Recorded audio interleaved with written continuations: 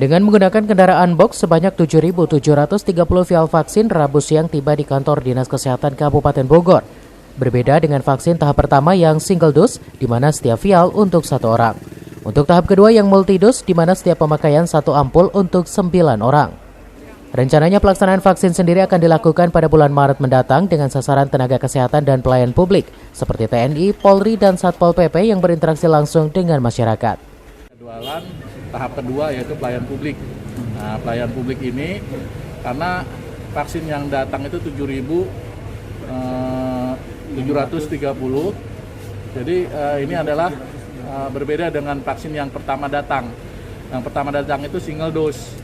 Jadi 12.800 itu memang 12.800 vial. Nah, sekarang ini yang datang itu multi dose. Nah, multi dose ini untuk indeks pemakaian 1 ampul itu, 1 plakon itu untuk 9 orang. Jadi kalau misalnya 7.730 dikali 9 gitu, sekitar 34.000.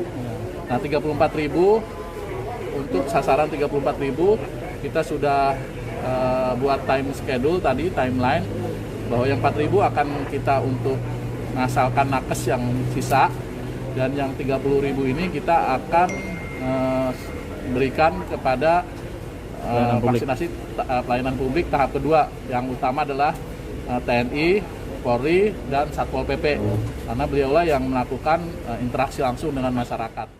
Sebelumnya pada vaksinasi tahap pertama, pemerintah Kabupaten Bogor baru memberikan vaksin kepada 12.800 tenaga kesehatan atau nakes.